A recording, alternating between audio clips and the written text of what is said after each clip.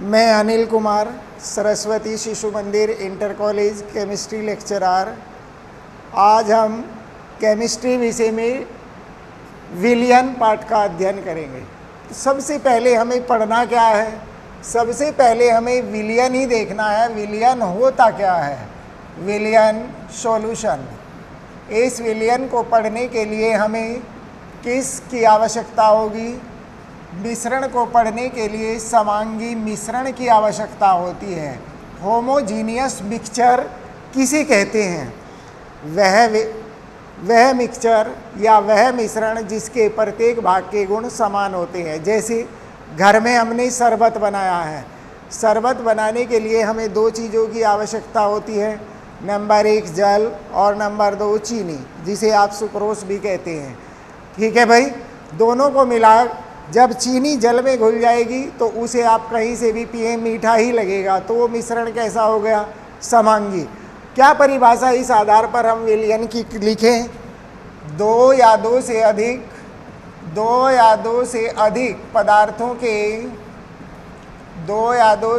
पदार्थों के समांगी मिश्रण को क्या कहते हैं? समांगी मिश्रण को विलयन कहते हैं। समांगी मिश्रण को विलयन कहते हैं। विलयन में जो पदार्थ अधिक मात्रा में होता है उसे विलायक सॉल्वेंट, तथा जो पदार्थ कम मात्रा में होता है उसे विलेय कहते हैं। सॉल्युबल उसे क्या कहते हैं? विलेय कहते हैं। तो अब हम पढ़ेंगे डाइल्यूट एंड कंसंट्रेटेड सॉल्यूशन। अलग लाइन में लिखेंगे वह विलयन जिसमें विलायक की मात्रा अधिक तथा विलेय की मात्रा कम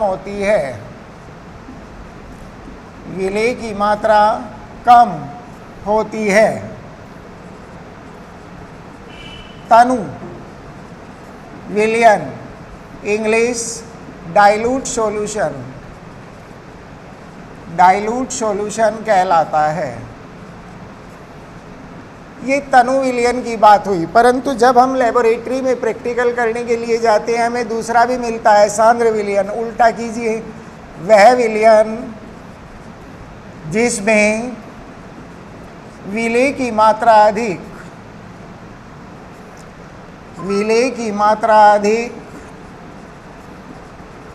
तथा विलायक की मात्रा कम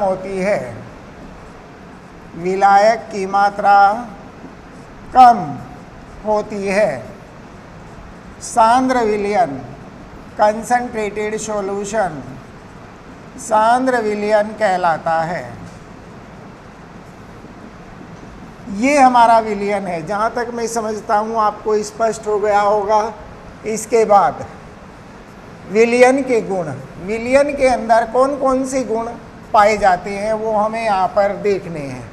ठीक है भाई, हेडिंग डालेंगे विलयन के गुण, लक्षण, विलयन के गुण या लक्षण, और इंग्लिश कैरेक्टरिस्टिक ऑफ सॉल्यूशन।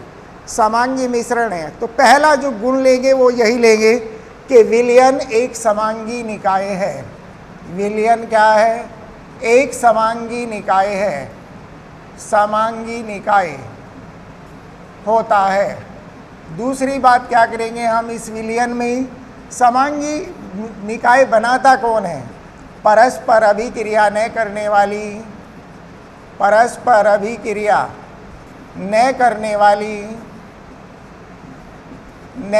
वाली गैसें समांगी निकाय बनाती हैं। मिश्रण लिख लीजिए, मिश्रण बनाती हैं।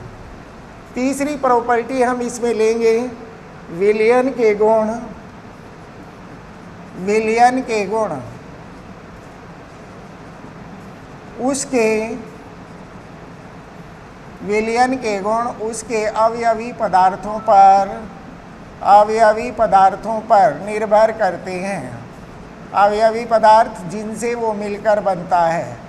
चौथा गुण हम इसमें लेंगे विलयन का चौथा गुण, समांगी विलयन में, समांगी विलयन में सभी कणों का आकार, सभी कणों का आकार, आकार 10⁻⁹ मीटर अर्थात 1 नैनोमीटर, आपने फिजिक्स में पढ़ा होगा, नैनोमीटर तक होता है, 1 नैनोमीटर तक होता है।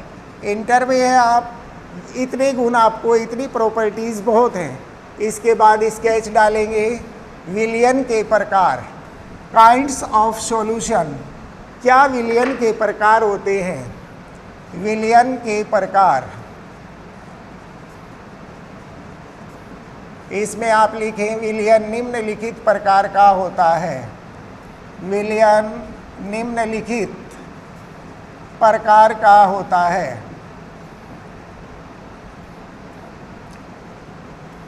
नंबर 1, ठोस का ठोस में विलयन, ठोस का ठोस में विलयन पीतल के बर्तन घर में होते हैं, कांसे के बर्तन घर में होते हैं। ठोस का गैस में विलयन, गैस में विलयन। तीसरा प्रकार लेंगे ठोस का द्रव में विलयन, द्रव में विलयन।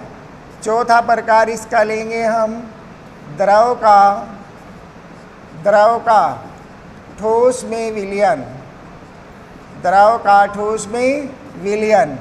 पांचवा प्रकार लेंगे द्रव का द्रव में मिश्रण, द्रव का द्रव में विलयन।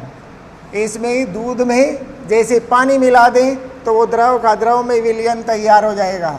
छठा प्रकार है द्रव का गैस में विलयन, गैस में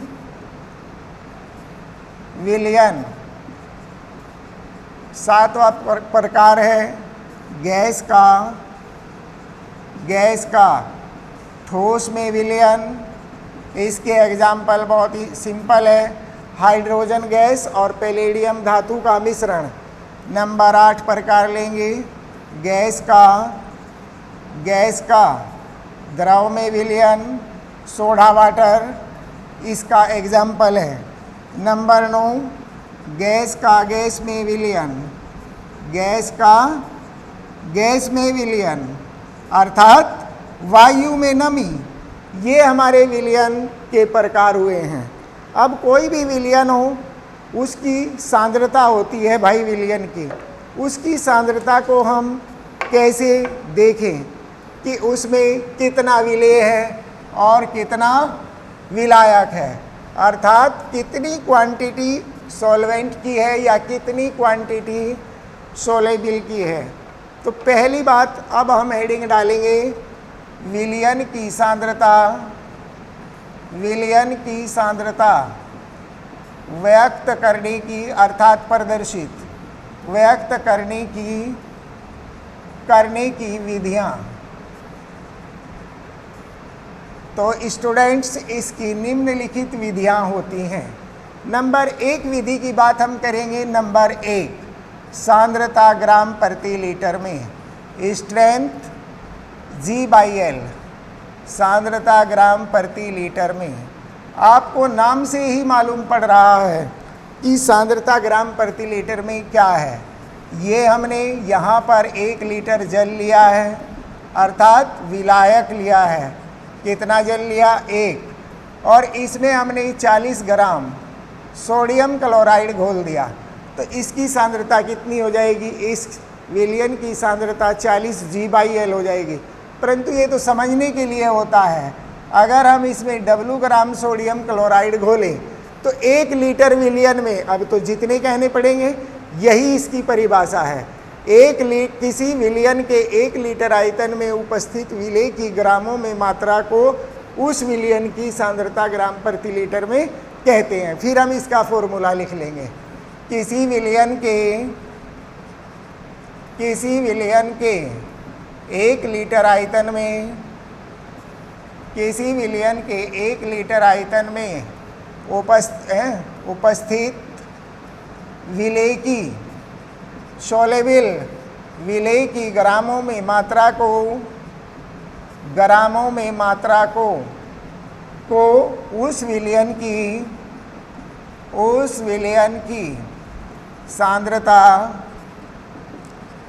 विलयन की सांद्रता ग्राम प्रति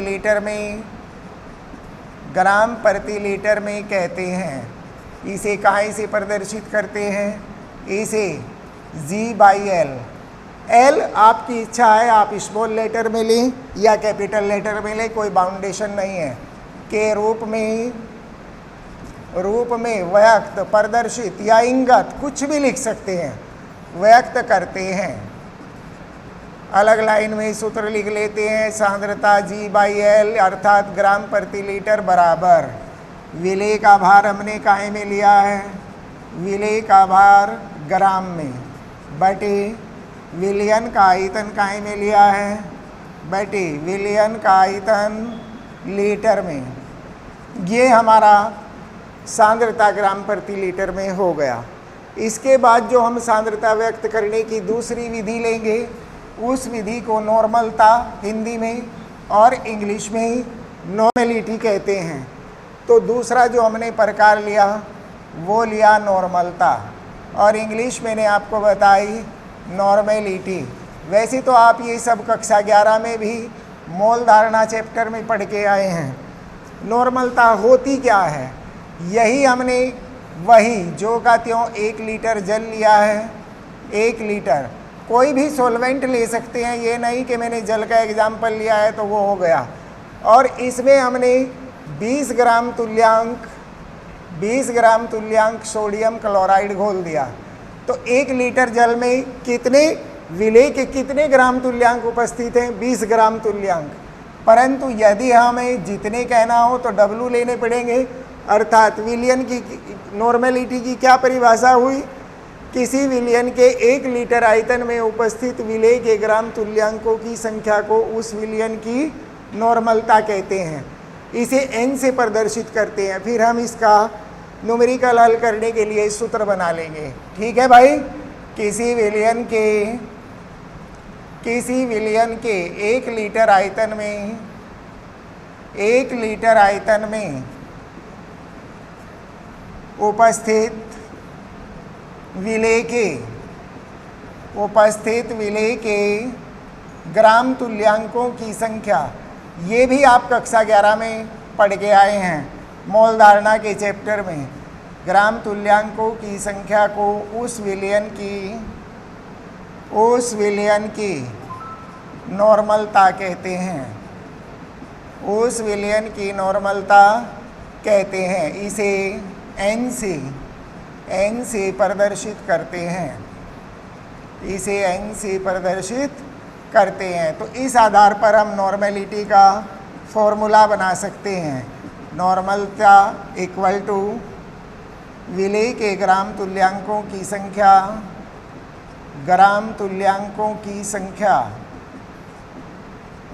बटे आयतन लीटर में। किसका आयतन होगा? विलयन का ही तो आयतन होगा। आयतन लीटर में ग्राम तुल्यांकों की संख्या का सूत्र होता है भाई, ग्राम तुल्यांकों की संख्या बराबर विलेय का भार ग्राम में बटे तुल्यांकी भार। ये हो गया। तो ग्राम तुल्यांकों की स्थान पर ये रख दें, ठीक है, तो हो जाएगा। तो नॉर्मलता बराबर क्या आ गया हमारे पास? विलेय का भार ग्राम में बटे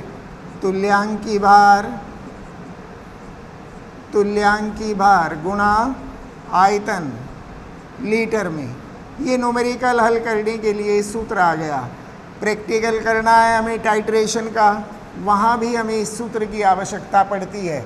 अभी अभी मैंने आपको स्ट्रेंथ G/L यानी ग्राम प्रति लीटर में पढ़ाई, उसका सूत्र लिखवाया विलेय का भार ग्राम में बटे आयतन लीटर में। तो इसकी जगह लिख कर देखते हैं। नॉर्मलता बराबर सांद्रता ग्राम प्रति लीटर में अपॉन तुल्यांकी भार। अगर इसकी हम क्रॉस मल्टीप्लाई कर दें तो हमारे पास जो फॉर्मूला आएगा सांद्रता G/L equal to normality into equivalent weight अर्थात तुल्यांकी भार। ये हमारे पास सूत्र आ गया। इस सूत्र की भी हमें आवश्यकता होती है। ठीक है भाई, ये बात हुई नॉर्मलता की। इसके बाद फिजिक्स में मान लीजिए हमने वेलोसिटी पढ़ा है तो उसके भी मात्रक की आवश्यकता होती है। तो यहाँ भी देख लेते हैं किस चीज़ की आवश्यकता होगी। नॉर्मल विलयन। नॉर्मल वह विलयन जिसकी नॉर्मलता 1 होती है, अर्थात 1 लीटर विलयन में अगर विलेय के 1 ग्राम तुल्यांक घोल दिए जाएं तो वह विलयन कैसा बनेगा?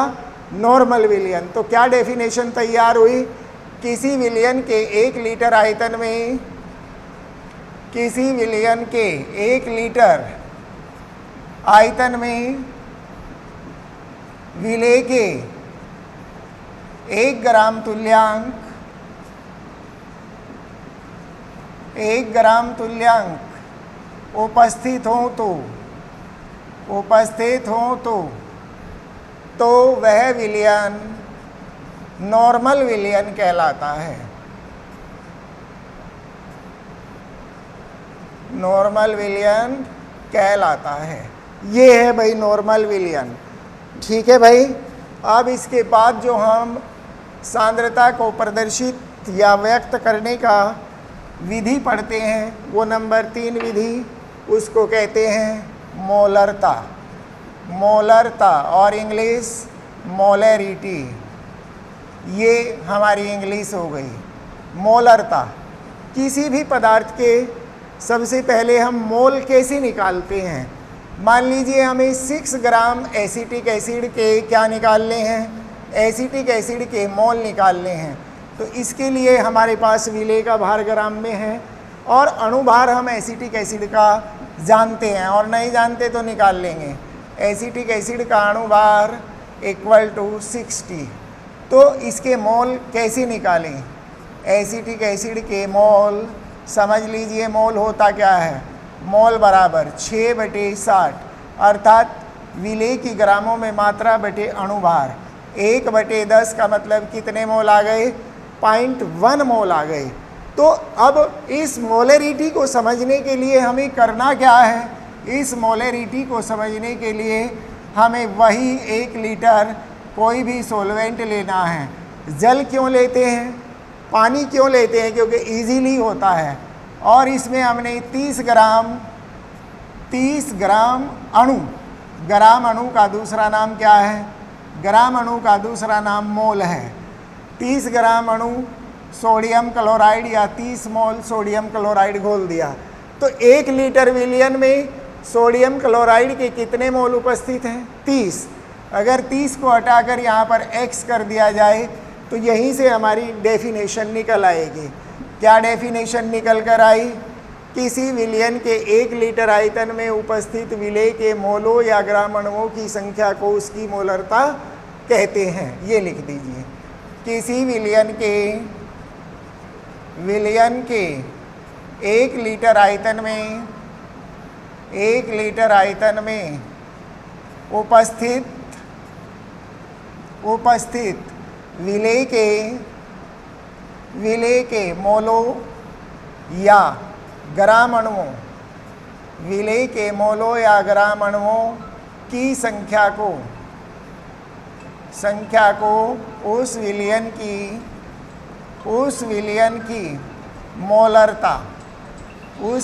की मोलरता कहते हैं। इसे कैपिटल M से प्रदर्शित करते हैं। ये हुआ भाई, कैपिटल M से प्रदर्शित करते हैं। ठीक हो गया। सूत्र बनाएंगे अब हम इसका, क्या इसका सूत्र है। ठीक है, देखिए लिखिए, मोलरता बराबर विलेय के मोलों या ग्राम अणुओं की संख्या, विलेय के मोलों की संख्या बटे क्या भाई, बटे विलयन का आयतन काय में, बटे विलयन का आयतन लीटर में। विलयन का आयतन काय में लेंगे, लीटर में। ये ले लिया हमने।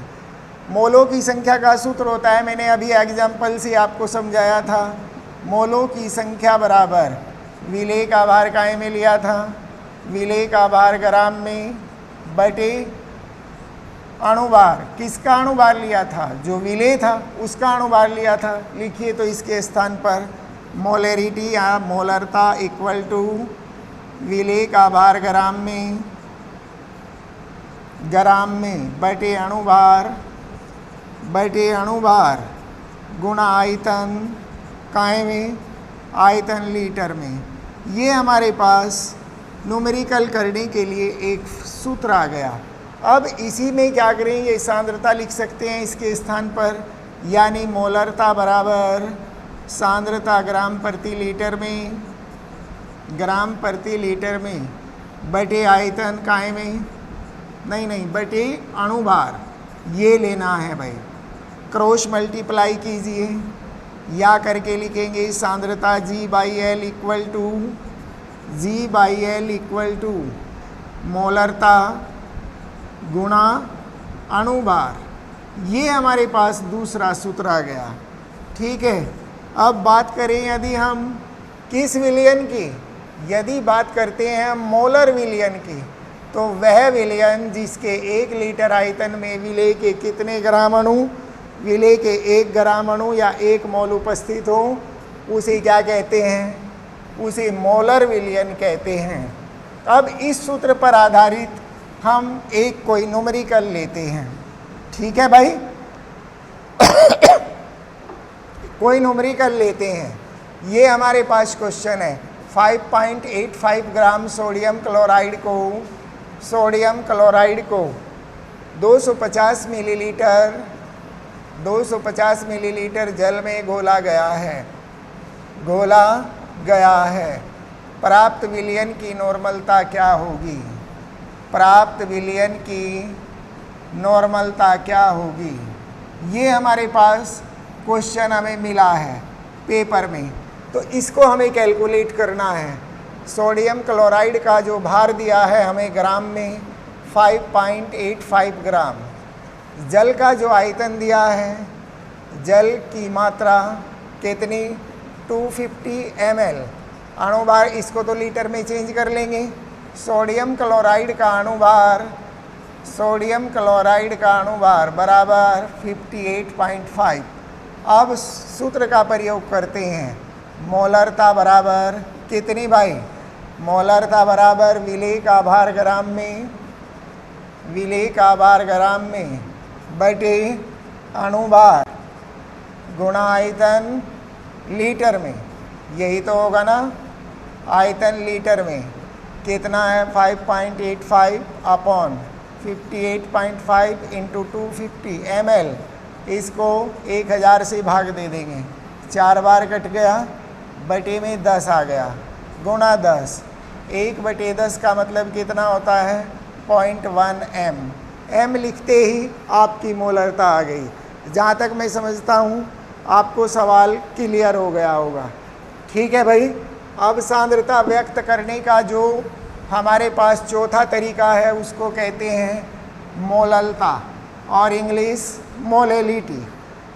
यदि आपको मोलरता क्लियर है तो आपको मोललता भी स्पष्ट नज़र में वो आएगी। बस केवल एक डिफरेंस होता है, या अब तक हम आयतन लेते आ रहे थे लीटर में, अब हमें आयतन लेना है किलोग्राम में। ये हमने वही 1 किलोग्राम जल लिया है 1 kg, और इसमें हमने W मोल या ग्राम अणु W मोल सोडियम क्लोराइड घोल दिया, तो क्या परिभाषा लिखी? परिभाषा लिखेंगे किसी विलयन के 1 किलोग्राम आयतन में 1 किलोग्राम आयतन में उपस्थित विलेय के मोलों की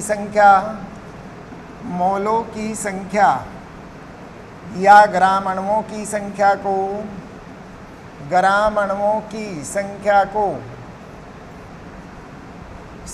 को उस विलयन की क्या कहते हैं? उस विलयन की मोललता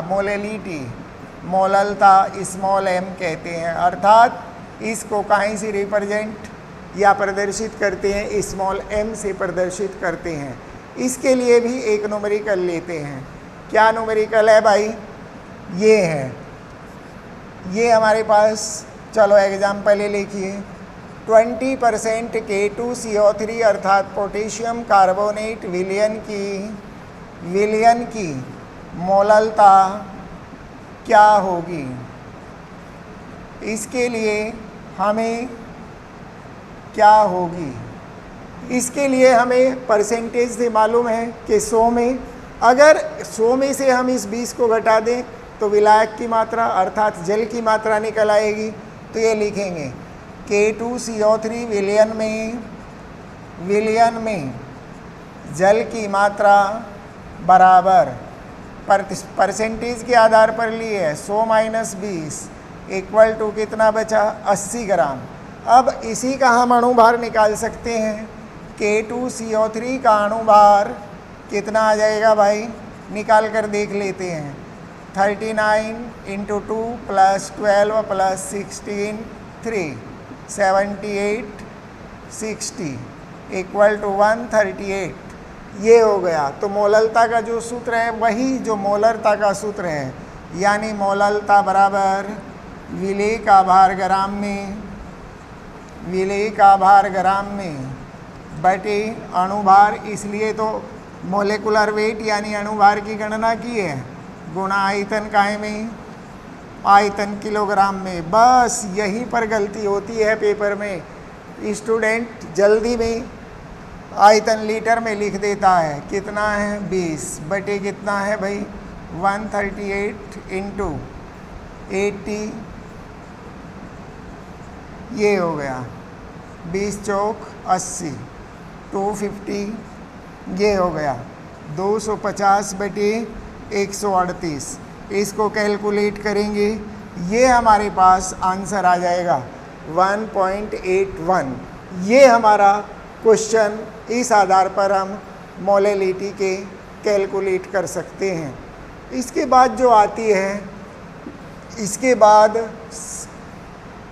नॉर्मलता और मोलरता में संबंध लेने से पहले मैं आपको मोल अंश या मोल परवाज कराता हूँ। बहुत इम्पोर्टेंट है, उसकी विधा, उसका पेपर नहीं बनता है बोर्ड का, चाहे न्यूमेरिकल आए चाहे परिभाषा आए। मोल अंश ये है, इंग्लिश नाम चेंज कर देते हैं, इंग्लिश याद रखनी है। मोल फ्रैक्शन, क्या हमारे पास मोल परवाज होता है, यहीं से मैंने आपको पढ़ाना शुरू किया था। विलयन कब बनता है? जब विलेय और विलायक दोनों बन जाते हैं। अब तक हम किसकी सांद्रता ज्ञात करते आए? विलयन की। इस बार विलेय और विलायक दोनों की ज्ञात कर सकते हैं। तो ये लिखेंगे किसी विलयन का मोल परवाज, किसी विलयन का मोल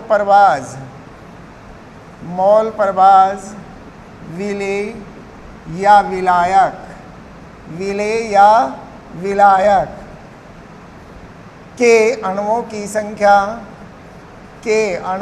संख्या, कौन से अणुओं की संख्या? वही ग्राम अणुओं की संख्या तथा विलयन के कुल अणुओं की संख्या। कैसे निकालें? विलेय और विलायक दोनों के अणुओं को जोड़ दें। कुल अणुओं की संख्या के अनुपात के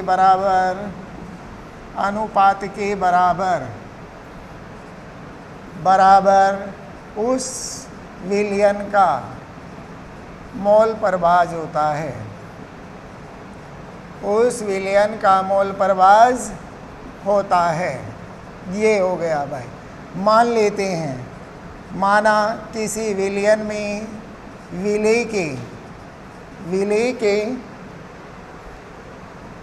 के अणुओं की संख्या कितनी हो भाई, स्मॉल n, तथा विलायक के अणुओं की संख्या कितनी हो, विलायक के अणुओं की संख्या कैपिटल N हो तो विलयन के कुल अणु निकाल लेते हैं। तो विलयन के कुल अणु कितने हो जाएंगे, विलेय और विलायक दोनों को जोड़ दीजिए, कुल अणु। तो अब हम पहले किसका मोल प्रभाज निकाल सकते हैं, विलेय का मोल प्रभाज या मोल अंश बराबर विलेय के अणुओं की संख्या बटे विलयन के कुल अणुओं की संख्या का अनुपात आ गया। इसी प्रकार किसका निकाल सकते हैं, इसी प्रकार विलायक का मोल प्रभाज बराबर विलायक के अणुओं की संख्या capital N upon small n plus capital N। ये हो गई भाई हमारी, ये हमारा मोल प्रभाज हो गया। इसे अणु भिन्नांक भी कहते हैं। एक छोटी सी लाइन का मैं आपको न्यूमेरिकल करा दूं।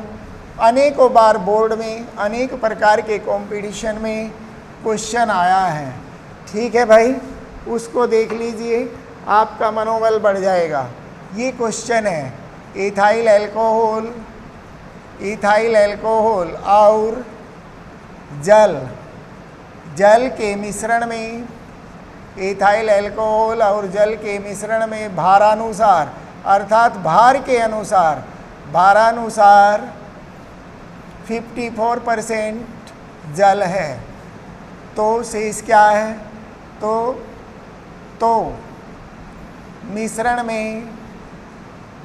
मिश्रण में एल्कोहल का मोल प्रभाज क्या होगा। इथाइल अल्कोहल को एल्कोहल भी कहते हैं, मोल प्रभाज क्या होगा, ये हो गया। सबसे पहले किसकी मात्रा निकालें, सबसे पहले हम एल्कोहल की मात्रा निकाल लेते हैं। मिश्रण में अर्थात एथिल अल्कोहल प्लस जल में एल्कोहल की मात्रा वही प्रतिशत के आधार पर 100 माइनस 54 बराबर 46। अब इन दोनों के हमें अणुभार की आवश्यकता होगी। एल्कोहल का अणुभार C2H5OH है भाई, कितना 46। जल का अणुभार आप सब जानते हैं कितना होता है 18। तो यहीं पर हम निकाल लेंगे एल्कोहल का मोल प्रभाज